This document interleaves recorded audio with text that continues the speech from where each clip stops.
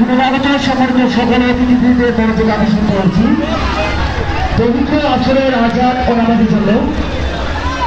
পার্কের সকল sound system বিকেল 4টা 55